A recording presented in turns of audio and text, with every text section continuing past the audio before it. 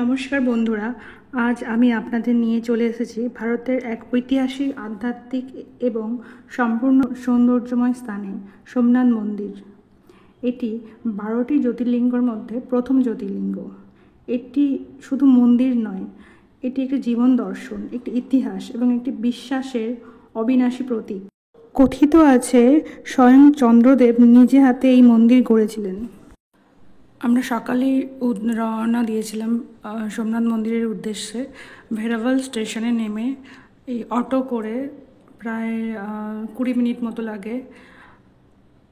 Veraval station থেকে 5 কিমি রাস্তা। অটোতে 20 রুপিস ভাড়া নেয়। দেন ওখানে মন্দিরের আশেপাশেই থাকার জায়গা, 600 থেকে 1000 টাকার মধ্যেই আপনি রুম পেয়ে যাবেন।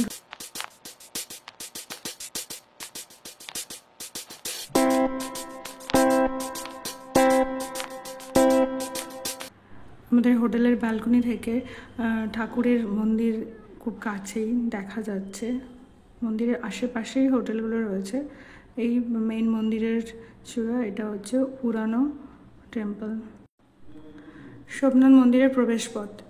এখান থেকেই সোমনাথ মন্দিরে ঢুকতে হয়, কিন্তু কোনো মোবাইল, কোনো ইলেকট্রনিক্স জিনিস বা ব্যাগ নিয়ে যাওয়া সম্ভব নয়। তাই জন্য এখানে অনেক লকার আছে, ফ্রি অফ কস্টে এখানে রাখা যায়। ব্যাগ ট্যাগ রেখে, মোবাইল রেখে দেন ঢুকতে হয় সোমনাথ মন্দিরের মধ্যে।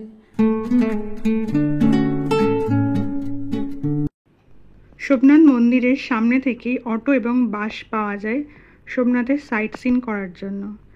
বাসে গেলে পার হেড 100 টাকা, আর অটোতে গেলে 500 টাকা রিজার্ভ করে নিলে ওরা সারাদিন পুরো সাইট সিন করিয়ে দেয়।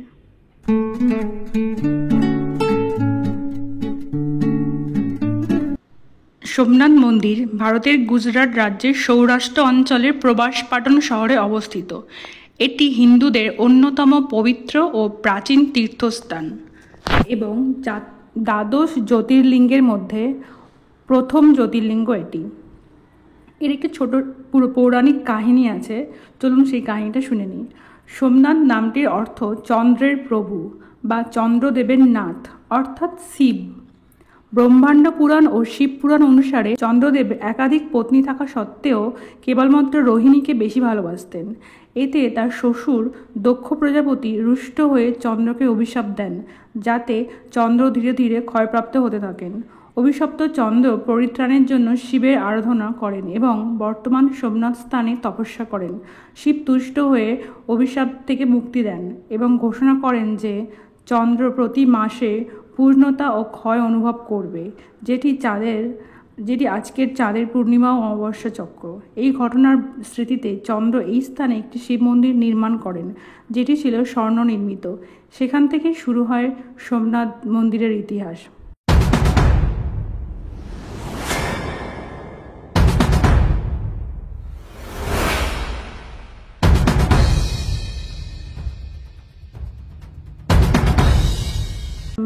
সোমনাথ মন্দিরের ইতিহাস বলছে এটি সময়ের সাথে বারবার ধ্বংস ও পুনর্নির্মাণের সাক্ষী থেকেছে।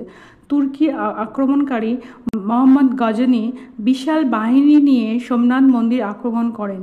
তিনি মন্দির লুট করেন, বহু সন্ন্যাসী ও ভক্তকে হত্যা করেন এবং শিবলিঙ্গ ভেঙে গজনী নিয়ে চলে যান, যেটা এখন আফগানিস্তান।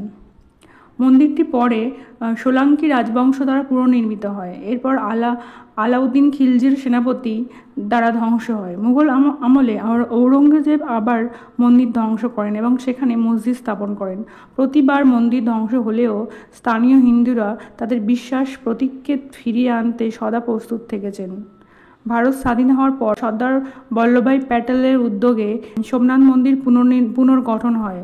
1951 সালে রাষ্ট্রপতি ডক্টর রাজেন্দ্র প্রসাদ নতুন নির্মিত সোমনাথ মন্দিরের উদ্বোধন করেন।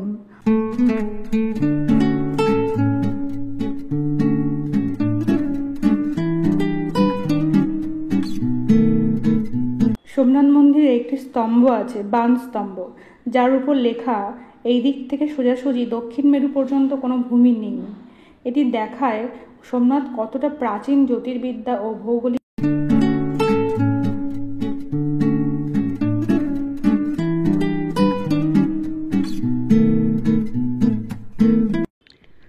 আপনারা যখন মন্দির দেখতে আসবেন, এখানে সন্ধ্যের টাইমে 6টা থেকে এবং 8টা থেকে লাইট অ্যান্ড সাউন্ড শো হয়।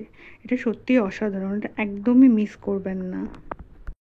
মন্দিরের পিছনে অসাধারণ সুন্দর বিচ আছে, এখানে ক্যামেল রাইডিং করা যায়।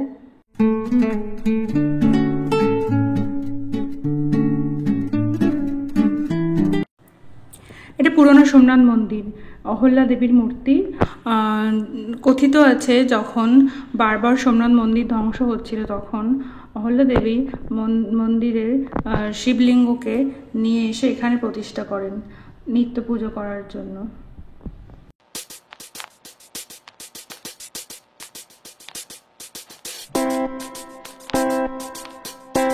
আজকে সোমনাথ মন্দির শুধু একটি তীর্থ নয়, এটি ভারতের সাংস্কৃতিক ঐতিহ্যের প্রতীক। এটি প্রমাণ করে সত্য ভক্তি ও বিশ্বাস যতই বাধার সম্মুখীন হোক, তারা কখনোই ধ্বংস হয় না। এই ভিডিওটি ভালো লেগে থাকে তাহলে লাইক দিন, শেয়ার করুন আর চ্যানেলটিকে সাবস্ক্রাইব করতে ভুলবেন না। কমেন্টে জানান আপনারা কখন সোমনাথ মন্দির গেছেন বা যারা এখনো যাননি কখন যেতে চান।